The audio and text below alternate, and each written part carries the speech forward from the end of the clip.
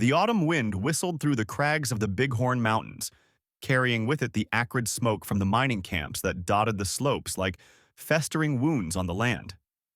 Henry Walker stood at the edge of the cliff, his weathered hands gripping the worn leather of his rifle strap as he watched the sun sink behind the peaks. 6 years had passed since Appomattox, but the memories still haunted him. Phantoms that danced at the edges of his vision. Faces of fallen comrades that emerged from the shadows when he closed his eyes. Below in the valley, the town of Deadwood sprawled like a cancer across the sacred grounds of the Cheyenne. The constant pounding of mining equipment echoed off the rocks, a ceaseless drumbeat of progress that Henry had come to despise. As a former Union cavalry officer, he'd once believed in that march of civilization. Now, living among the people, he saw it for what it was. Destruction masked as destiny. Margaret Clark, the Cheyenne medicine woman who had saved his life 2 winters ago when they found him half frozen in the hills, appeared silently beside him. She had given him his new name, Ghost Who Walks Between Worlds, though she still called him Henry when they were alone. Her dark eyes held the same concern he'd seen growing there over the past months, as more miners flooded into the territory. "The railroad men came to the agency today," she said softly in English, her accent slight but musical. "Their leader, Frank Anderson, speaks with forked tongue about treaties and progress, but I see the greed in his eyes when he looks at our lands." She touched the medicine pouch at her neck, a gesture Henry had come to recognize as a sign of her unease. The mention of Frank Anderson made Henry's jaw clench. He knew the man from before the war, back in Missouri, where Anderson had been a county sheriff with a reputation for dealing harshly with anyone who stood in the way of wealthy interests. Now he worked for the railroad, using his badge and the law as weapons just as he always had. Charlie Moore, Henry's closest friend among the Cheyenne warriors, emerged from the trees behind them. His face was painted for war, though the traditional patterns were interrupted by the long scar that ran from his left eye to his jaw, a reminder of his own encounters with white man's justice. "2 more of our hunters were driven from the eastern valleys today," he reported grimly. "The mining company's men say we are trespassing on their claims." The irony of being accused of trespassing on their own ancestral lands was not lost on Henry. He had seen this pattern before. First came the surveys, then the claims, then the troops to enforce them. The railroad wanted this land for its planned route through the mountains, and Frank Anderson's presence meant they intended to take it, one way or another. Deep in the valley, torches began to appear as darkness settled over Deadwood. Henry could make out the shapes of men gathering in the street outside the marshal's office. Even at this distance, the sight sent a chill through him. He had seen such gatherings before, in other towns, when civilized men decided to take the law into their own hands. Susan Taylor, one of the few white women who traded fairly with the Cheyenne, had warned them yesterday that tensions in town were reaching a breaking point. The mining companies were stirring up fears about savage raids on their operations, though no such attacks had occurred. Henry recognized the strategy: create a threat, then offer protection from it, all while securing what you really wanted. Robert Clark, Margaret's brother, and a respected voice on the tribal council, had been arguing for weeks that they should abandon these hunting grounds and move further into the mountains. But the harsh winter was approaching, and the higher elevations would offer little game and less shelter. The railroad men knew this. It was why they were pushing now, hoping to force the Cheyenne into an impossible choice. The sound of hooves on stone drew their attention. Daniel Moore, Charlie's younger brother and one of the tribe's fastest riders, appeared on his painted pony, breathing hard from his rush up the trail. "Marshals deputized 30 men," he reported between gasps. "They're claiming authority from the territory governor to clear all unauthorized persons from the mining districts. They ride at first light." Henry's hand tightened on his rifle as the pieces fell into place. Frank Anderson was recreating his old tactics, using the law as a weapon, turning citizens into a personal army. But this time, Henry knew what was coming. This time, he had a chance to stop it. The only question was whether he could do it without becoming the very thing he had spent years trying to forget. Henry watched the sun sink behind the jagged peaks, casting long shadows across the valley where the Cheyenne camp lay nestled among ancient pines. The familiar weight of his Sharps rifle offered little comfort as he considered Daniel's news. The memories he'd tried to bury since Shiloh were clawing their way back, the smell of gunpowder, the screams of dying men, and Frank Anderson's cruel smile as he ordered the burning of civilian homes. Charlie appeared beside him, his weathered face etched with concern. The old medicine man had taken Henry in 3 winters ago, when he'd found him half dead from a bullet wound and delirious with fever. In the years since, Charlie had become more than just a healer. He'd become the father Henry had lost to the war. "The spirits are restless tonight," Charlie said softly, his eyes scanning the darkening ridgeline. "They speak of blood on the wind." Henry nodded grimly. "Anderson's got the law on his side this time. He'll use it like a shield while his men do the dirty work." He'd seen it before in Deadwood, when Anderson had driven out the Lakota families by declaring their presence a threat to mining operations. The massacre that followed had been ruled self-defense by a judge who'd later bought shares in Anderson's silver mine. The camp below was stirring with activity as word spread. Women packed essential supplies while warriors gathered to discuss strategy. Henry spotted Margaret, Charlie's daughter, teaching the younger children how to identify edible plants in case they needed to flee into the high country. Her quiet strength reminded him of his sister Martha, lost during the war. He couldn't let history repeat itself.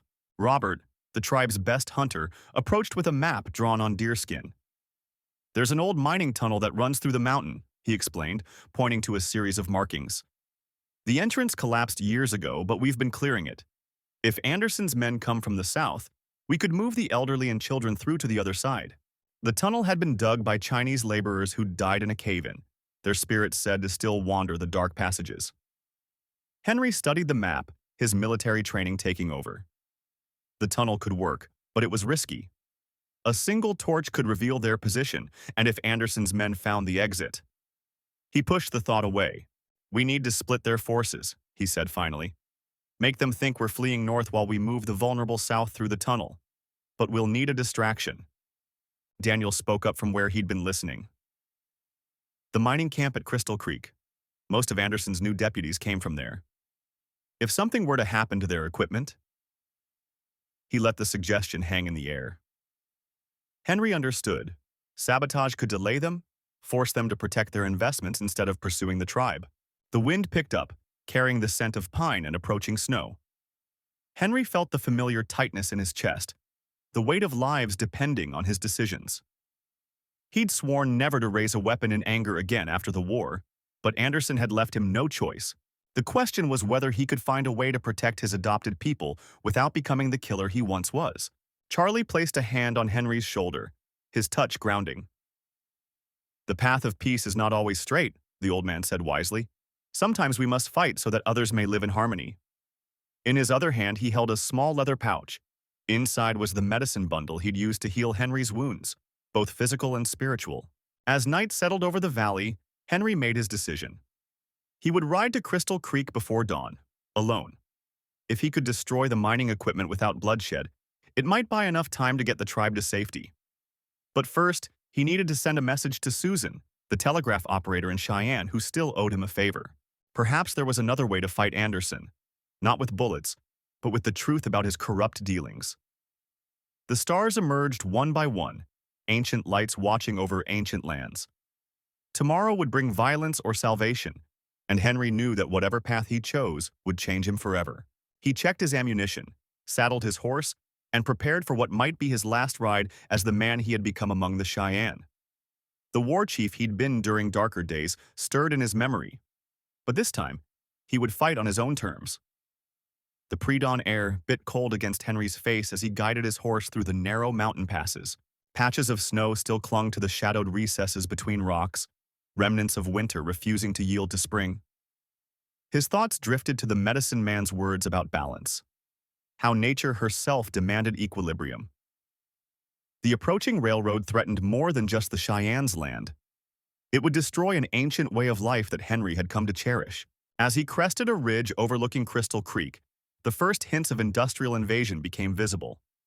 Steam shovels and drilling equipment lay scattered across the valley floor, like discarded toys of some giant child. Henry had seen such machines before, in the war, when the Union Army used them to dig entrenchments. Now they would carve up sacred ground unless he found a way to stop them. The telegraph office in Cheyenne wouldn't open for hours, but Henry knew Susan's habits. She lived above the office and often worked before sunrise, sending messages east to Chicago and New York.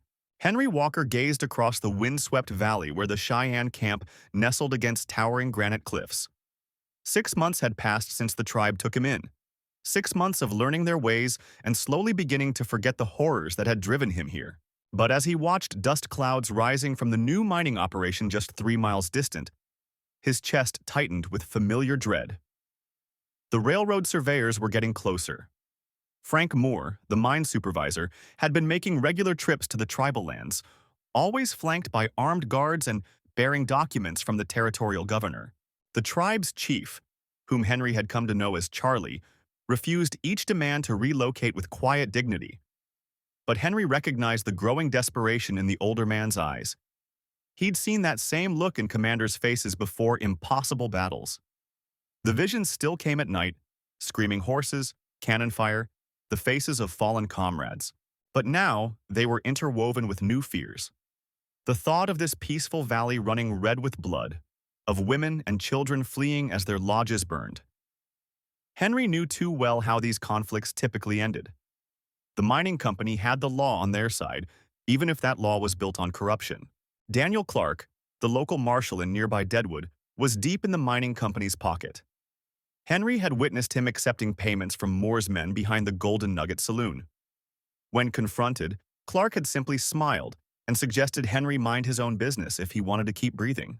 The marshal's badge might as well have been made of fool's gold. Rachel Anderson, the Cheyenne medicine woman who had first tended to Henry's fever when the tribe found him half dead in the hills, seemed to sense his growing unrest. "The spirits show two paths before you," she told him one evening as they sat by the cooking fires. "One leads to peace but requires great sacrifice. The other leads to truth but brings great pain. You must choose soon." The mining operation expanded weekly, gouging deeper into the sacred mountains where generations of the tribe had conducted ceremonies. Henry watched Susan Clark, the marshal's wife, making regular trips to the company office, emerging with bulging envelopes that disappeared into her husband's strongbox. The corruption ran deep, but gathering proof would mean betraying the trust of those who had given him sanctuary. Robert Taylor, a former Union cavalry officer Henry had served with, arrived in Deadwood leading a detachment of troops. Their official mission was maintaining order during the mining expansion, but Henry recognized the familiar pattern. First came the soldiers, then the forced relocations, then the massacres if the natives resisted. Taylor's presence meant time was running out. The chief's daughter, Margaret, had become Henry's closest confidant among the tribe. She alone knew his full story, the battles he'd fought, the men he'd killed, the nightmares that still haunted him. "My father believes you were sent by the spirits to help us," she told him. "But I see how you watch the soldiers. Your heart is divided, like a river splitting around a stone." Laura Moore, Frank's wife, approached Henry secretly one evening as he walked the outskirts of Deadwood. She carried documents proving the mining claims were fraudulent, the land surveys falsified. Her husband's greed had twisted him into someone she no longer recognized. But exposing the truth would mean destroying her own family along with the corrupt officials. The tension built like gathering storm clouds as autumn approached. Henry knew he would have to choose: expose the corruption and risk losing his newfound peace among the Cheyenne, or remain silent and watch as greed and lies destroyed an entire people. The visions that haunted his nights now showed two futures, both stained with blood. But whose blood would it be? Martha Walker, Henry's sister, arrived unexpectedly from Dodge City with news that territorial authorities were preparing to formally invalidate all native claims to the mining lands. She had intercepted communications revealing that Marshal Clark and the mining company planned to provoke an incident that would justify using military force against the tribe. The evidence was there: falsified surveys, forged documents, witness accounts of bribes and threats. Henry could bring down the entire corrupt operation, but doing so would mean stepping back into the white man's world of laws and courts. The Cheyenne had given him peace when he needed it most. Now they needed him to become something else. Not a warrior, but a seeker of justice. Henry and Martha rode at dawn toward the mining company's main office in Cheyenne, the morning sun casting long shadows across the rugged terrain. The weight of his decision pressed heavily on Henry's shoulders as memories of his time with the Cheyenne people flashed through his mind. The healing ceremonies that had quieted his war-torn spirit, the wisdom of the elders who had accepted him without question, the children who now called him brother. The mining office stood like a fortress of brick and timber, its windows reflecting the golden light of sunrise. Inside, they found Frank Miller, the company's chief surveyor, hunched over maps spread across his desk. When Henry presented the evidence of corruption, Frank's face turned ashen. He had been following orders, he claimed, orders that came from Marshall Clark himself and reached all the way to powerful investors in Deadwood. Martha's investigative skills proved invaluable as she meticulously documented every conversation and piece of evidence. Her years as a newspaper writer in Dodge City had taught her the importance of details. She noticed things others might miss: the dates on altered documents, the inconsistencies in witness statements, the pattern of threats against those who refused to cooperate. The visions came stronger now, no longer just at night. Henry would catch glimpses of possible futures in the ripple of a stream or the shadow of a cloud. Bloodshed at the Cheyenne camp, soldiers with torches, children crying. But also images of hope. Tribal elders testifying in court, honest judges reviewing evidence, justice prevailing. The medicine man had told him these visions were a gift, meant to guide his path. As they gathered more evidence, they discovered Charlie Bennett, a former deputy marshal who had been forced out when he questioned Clark's methods. Charlie had been keeping his own records of the corruption, waiting for someone with the courage to act. His testimony would be crucial, but it would also make him a target. The three of them began meeting in secret at an abandoned mining shack high in the mountains. The situation grew more complex when Robert Hayes, a railroad executive from El Paso, arrived with plans to extend the line through tribal lands. Henry recognized him from his army days, a man who had profited heavily from government contracts during the war. Hayes offered Henry a substantial bribe to abandon his investigation, revealing just how far the corruption had spread. Daniel White Bear, Henry's closest friend among the Cheyenne, brought word that tribal scouts had observed increased military activity near the reservation boundaries. Marshall Clark was positioning his men, waiting for the slightest provocation to justify an attack. The tribe's hunters were being harassed, their water sources mysteriously contaminated, their horses spooked in the night, all attempts to provoke a violent response. Martha's presence in town had not gone unnoticed. One evening, she found her room at the boarding house ransacked, her notes scattered, and a crude warning carved into her desk. Henry wanted to send her back to Dodge City for her safety, but she refused. "This is bigger than us now," she said, her voice steady despite the fear in her eyes. "If we don't stop this here, it will spread like wildfire across every territory."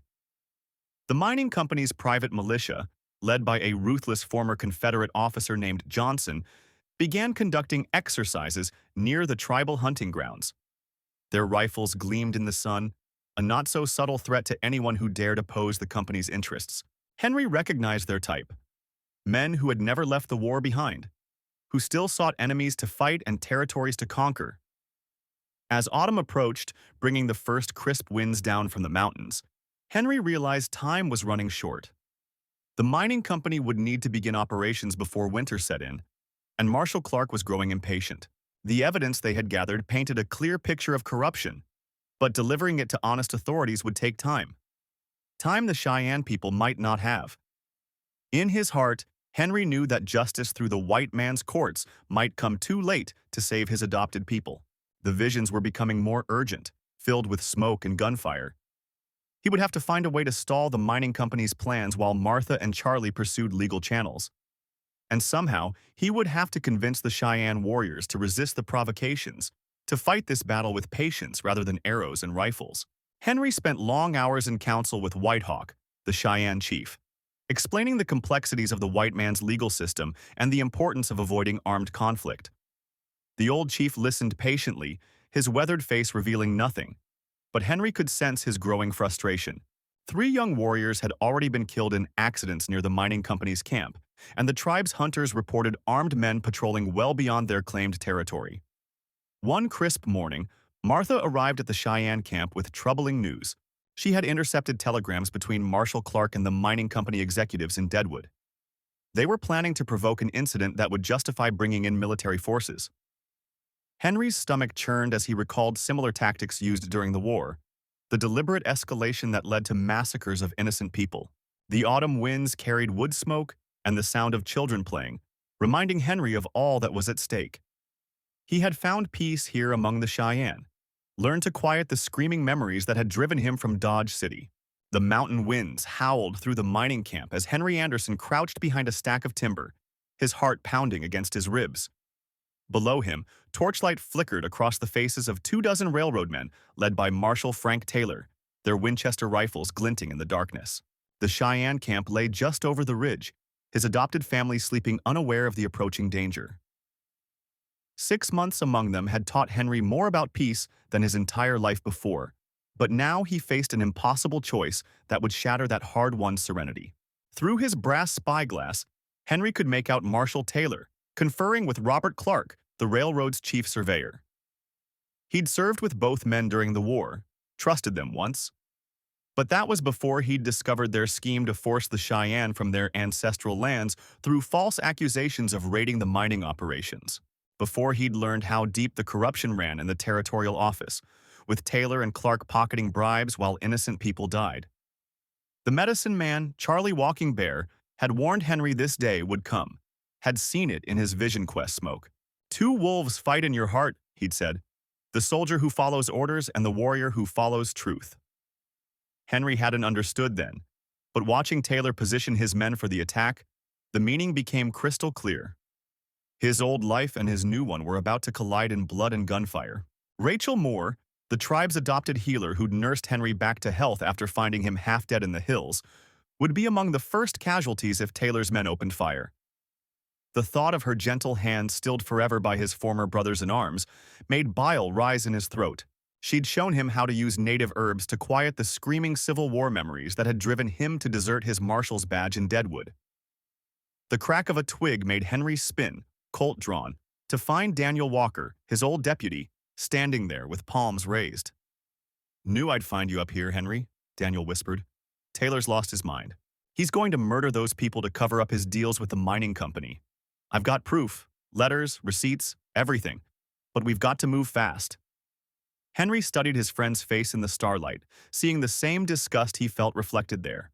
Behind them, the mining camp's stamp mill thundered away, crushing ore into dust while masking the sound of Taylor's men moving into position. Henry had watched that mill being built, had even arrested protesters trying to stop its construction. Now he understood their fury. The sacred mountain was being devoured, its riches feeding the greed that would soon paint these slopes red with Cheyenne blood unless he acted. Susan Walking Bear, Charlie's wife, had told Henry stories of how the mountain had protected her people for generations. The old spirits still dwelled in its caves and forests, she'd said, watching and waiting. Henry hadn't believed in spirits before, but as he and Daniel crept through the darkness toward Taylor's position, he swore he could feel ancient eyes upon them, judging whether they were worthy of the mountain's aid. The plan came together quickly. Daniel would create a distraction at the mining camp while Henry warned the tribe. But as they prepared to split up, more footsteps approached. Margaret Clark, Robert's wife, emerged from the shadows. "I want to help," she whispered. "Robert's not the man I married anymore. This land has poisoned him with greed." Her presence complicated things, but they could use every ally they could get. What followed was chaos orchestrated with desperate precision. Daniel set fire to the lumber mill while Margaret led a string of spooked horses through the mining camp. The resulting confusion scattered Taylor's men, buying precious minutes as Henry raced toward the Cheyenne camp. But he wasn't fast enough. The first shots rang out just as he crested the ridge, muzzle flashes lighting up the night like evil stars. The tribe was already moving, warned by their own scouts. But Taylor's men had split into two groups, cutting off the escape route through Bear Creek Canyon. Henry found Rachel helping the elderly onto horses, her face set with determined calm. "The spirits warned us," she said simply. "Now we must trust them." Behind her, Charlie Walking Bear was organizing the warriors, their rifles ready but held in check, waiting for Henry's word. What followed would be remembered in song and story around Cheyenne campfires for generations. Henry led the warriors in a flanking maneuver, while Daniel and Margaret created chaos in the mining camp. The old mountain itself seemed to aid them. Rock slides mysteriously blocked Taylor's men, while thick fog rose from nowhere to confuse their aim. The spirits, it seemed, had chosen their side. The final confrontation came at dawn. Marshal Taylor, his schemes exposed by the evidence Daniel had gathered, faced Henry across a narrow ravine. "You're throwing away everything for these savages," Taylor spat. Henry's reply was calm. "No, Frank. I'm becoming the man I should have been all along." The shot that followed wasn't from either of their guns. Robert Clark, trying to silence his wife, had revealed his position. The mountain's justice was swift and final. In the aftermath, as the sunrise painted the peaks in gold, Henry watched Rachel tend to the wounded, both Cheyenne and white. The railroad would find another route, one that didn't require bloodshed. Daniel would take Taylor's badge, promising to wear it with more honor. And Henry finally understood that sometimes a man's truest duty is to break the laws of men to uphold the laws of justice. The mountain mining camp fell silent as its workers drifted away, leaving the stamp mill to rust as a monument to greed's failure. The Cheyenne celebrated not just their victory but the mountain's vindication. Charlie Walking Bear smiled knowingly at Henry during the ceremony, and Rachel's hand found his as they watched the sunset. Sometimes, Henry realized, a man had to lose everything he thought he was to become who he was meant to be. The first snow of winter dusted the mountain peaks as Henry and Charlie Walking Bear rode toward Deadwood, tracking the last remnants of Robert Clark's mining operation. Though the immediate threat to the Cheyenne lands had passed, both men knew that greed would draw others unless they eliminated the source. Rachel had insisted on joining them. Her medical skills might be needed, and Henry had learned not to argue with her determination. The trio made camp in a sheltered valley, where Charlie shared stories of how his people had survived winters far harsher than this one. Henry noticed how Rachel listened intently, absorbing the wisdom of survival that went beyond mere endurance. The flames cast dancing shadows on the rock walls, reminding Henry of the visions that had once haunted him. Now they seemed more like guides than tormentors, leading him to this moment. In Deadwood, they discovered Daniel had already begun making changes. The former deputy, now wearing the sheriff's star with quiet dignity, had systematically exposed Taylor's web of corruption. Documents revealed a network stretching from the mining camps to railroad offices in Cheyenne, with Robert Clark merely being one piece of a larger puzzle. The real threat came from men in fine suits who never got their hands dirty. Rachel's expertise proved invaluable as they pored over ledgers and contracts in Daniel's office. Her time working as a nurse during the war had taught her to spot discrepancies that others might miss. When she discovered a pattern of land deals that had cheated not just the Cheyenne but dozens of homesteaders, Henry realized their fight was far from over. Charlie Walking Bear studied the maps with a warrior's eye, identifying locations where the railroad survey crews would have to pass. "The mountain speaks to those who listen," he said, tracing ridgelines with a weathered finger. "It will show us where to wait." Henry recognized the strategic wisdom hidden in the spiritual teaching. The same passages that had sheltered his people for generations could now protect them all. As winter deepened, they gathered allies. Martha, a widow whose husband had died in Clark's mine, offered her boarding house as a safe meeting place. Susan, who ran the telegraph office, agreed to monitor communications between the railroad executives. Even Frank, the crusty old prospector who'd first shown Henry the high country trails, contributed his knowledge of hidden springs and sheltered valleys. The final confrontation came not with guns but with papers. Rachel and Daniel presented their evidence to a circuit judge who had once served with Henry during the war. The judge's face grew darker with each document, each testimony from cheated families. When Charlie Walking Bear spoke of sacred lands and broken promises, the old jurist's hands trembled with barely contained rage. The ruling came down like an avalanche, sweeping away mining claims and railroad rights of way. The judge's decision cited not just law but natural justice, acknowledging the Cheyenne's prior claim to the land and the mountain's own right to remain unscarred. Henry watched the railroad men's faces turn from confidence to disbelief as their carefully constructed scheme crumbled. That evening, as they celebrated in Martha's boarding house, Henry found Rachel standing alone on the back porch. Snow was falling again, soft and steady, beginning to erase the season's scars from the mountain's face. "You've found your peace," she said, not as a question, but as a simple truth. Henry nodded, realizing that his visions had faded, not because he'd escaped his past, but because he'd finally faced it with honor. Charlie Walking Bear joined them, his silence comfortable as old leather. The three watched night claim the mountain, knowing that while one battle was won, others would come. But now they had something worth fighting for. not just land or justice, but a future where different peoples could learn from each other's strength. The mountain would endure, and so would they, as long as they remembered the lessons it had taught them about standing together against the winds of change. Henry Moore crouched behind a boulder near the mining camp, his heart pounding as he watched the railroad men loading dynamite into the caves where the Cheyennes' sacred burial grounds lay. The morning sun cast long shadows across the valley, and in the distance he could see smoke rising from the tribe's village. 6 months had passed since he'd first found sanctuary among them, learning their ways and finding a measure of peace from the horrors that had haunted him since Gettysburg. Charlie Walker, the tribal elder who had taken Henry in, appeared silently beside him. The old man's weathered face bore the weight of generations, his dark eyes fixed on the workers below. "They mean to destroy everything," he whispered.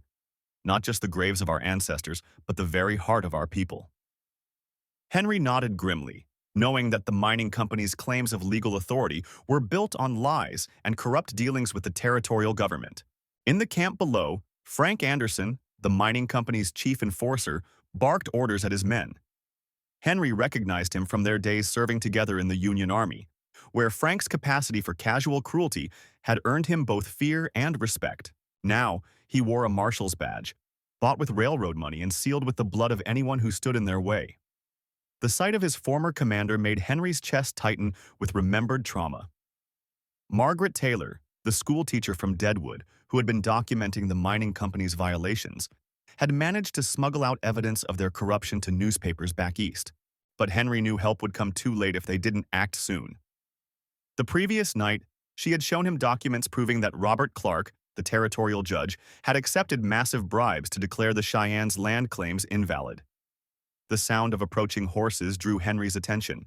Susan Moore, his sister who had followed him west after the war, rode alongside Daniel Anderson, Frank's younger brother who had turned against the family business after witnessing one too many atrocities. They carried news that more hired guns were arriving from Cheyenne, brought in to ensure no one interfered with the progress of the railroad's expansion. Laura Walker, Charlie's granddaughter, and the woman who had helped heal Henry's broken spirit over the past months, joined them with urgent news. The tribal council had voted to stand their ground, willing to die defending their sacred places rather than submit to another forced relocation. Henry saw in her eyes the same fierce determination that had drawn him to her, even as his heart ached knowing what was to come. Under cover of darkness, Henry and Daniel infiltrated the mining camp, using their knowledge of military operations to sabotage equipment and redirect the stored dynamite. The plan was not to destroy, but to delay, buying time for Margaret's evidence to reach those who could intervene. But Frank Anderson, ever suspicious, had set extra guards, and gunfire soon split the night. In the chaos that followed, truths long buried came violently to light. Robert Clark arrived with a contingent of legitimate federal marshals, not to assist the railroad men but to arrest them. Margaret's evidence had reached sympathetic ears faster than expected, and the territorial governor himself had ordered an immediate investigation into the corruption that had poisoned the region's law enforcement. Frank Anderson, refusing to surrender, took hostages and barricaded himself in the mining office. Henry confronted his old commander alone, their shared past hanging between them like smoke. "The war's over, Frank," Henry called out. "Has been for years. Let these people live in peace." But the man who emerged was more ghost than human, driven mad by the same demons that had once haunted Henry. The final confrontation left Frank dead by his own hand, but not before he revealed the deeper conspiracy that had driven the railroad's actions. Documents in his possession exposed a network of corruption reaching all the way to Washington, where wealthy investors had orchestrated the systematic theft of tribal lands across the territory.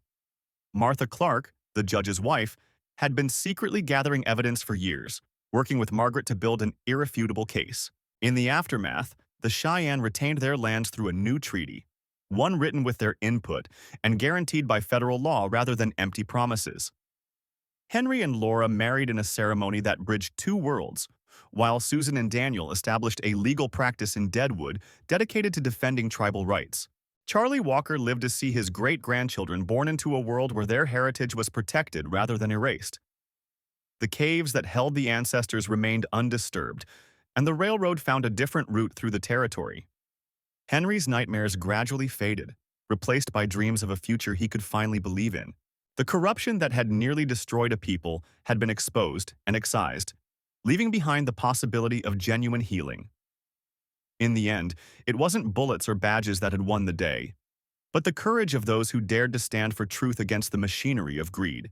Years after the pivotal events that had reshaped the territory, Henry stood at the edge of the ancient caves, watching his children play among the sage and wildflowers that dotted the mountainside. The railroad tracks that might have scarred this land were instead laid 50 miles to the north, their distant whistles a reminder of what had nearly been lost. His oldest daughter, named for both her grandmothers, carried herself with the same quiet dignity that had marked Charlie Walker's leadership during those turbulent days. Laura had established a school that taught both Cheyenne and settler children, weaving together the wisdom of both worlds in ways that would have seemed impossible during the darker days of Henry's past. The nightmares that had once haunted him now visited less frequently, though he still kept his father's cavalry saber mounted above the fireplace, not as a weapon anymore, but as a reminder of how far he'd come from those blood-soaked fields back east. Daniel and Susan's law practice had grown into something remarkable, with offices in both Deadwood and Cheyenne. They had successfully defended tribal rights in dozens of cases, setting precedents that rippled across the territory. Their work had inspired a new generation of lawyers, including several young Cheyenne who had gone east to study law before returning to protect their people's interests. Margaret, who had risked everything to expose the corruption, now served as a federal judge, ensuring that the laws were applied fairly to all who came before her bench. The evidence she had helped gather had led to investigations throughout the territory, rooting out similar schemes that would have dispossessed other tribes of their ancestral lands. Her reputation for unflinching integrity had made her both respected and feared in equal measure. The mining operations that had once threatened to destroy the sacred caves now operated under strict agreements, with profit-sharing arrangements that benefited both the tribe and the companies. Charlie Walker's grandson oversaw the negotiations, proving as skilled in boardrooms as his grandfather had been in tribal councils. The wealth generated helped fund schools, hospitals, and programs to preserve Cheyenne culture and language. Frank, the former marshal who had chosen conscience over comfort, had passed away peacefully 3 winters ago. His funeral had drawn mourners from both worlds, lawmen and tribal elders standing shoulder to shoulder to honor a man who had helped bridge the divide between their peoples. His badge, polished and proud, now hung in the tribal council hall alongside traditional symbols of leadership. Robert's betrayal and subsequent imprisonment had served as a harsh lesson about the price of corruption, but also as proof that justice could prevail when good people stood together. His former deputies had undergone extensive retraining, learning to serve all citizens equally regardless of their heritage. The shame of their past actions had transformed into a fierce dedication to protecting the rights they had once ignored. On quiet evenings, Henry would sometimes ride out to the high places where he had first found sanctuary among the Cheyenne. The wind still carried the whispers of ancestors, but now they seemed to speak not of past sorrows, but of future possibilities. The scars of war and betrayal remained, yet they had healed into something stronger, a testament to the resilience of both the land and its people. Rachel, who had risked her position at the newspaper to print the truth about the railroad conspiracy, had gone on to establish her own publication. Its pages regularly featured stories from both settler and native perspectives, helping to build understanding between communities that had once viewed each other with suspicion and fear. Her commitment to honest reporting had earned her both awards and threats, but she never wavered from her mission to give voice to the voiceless. Martha's Trading Post had evolved into a thriving cultural center where artisans from both communities shared their crafts and stories. The beadwork and quilts created there told tales of both tradition and transformation, of a people finding ways to preserve their identity while embracing necessary change. The laughter of children, both Cheyenne and settler, filled its rooms, a sound that would have seemed impossible in the days when Henry first arrived, bearing the weight of his past and uncertain of his future.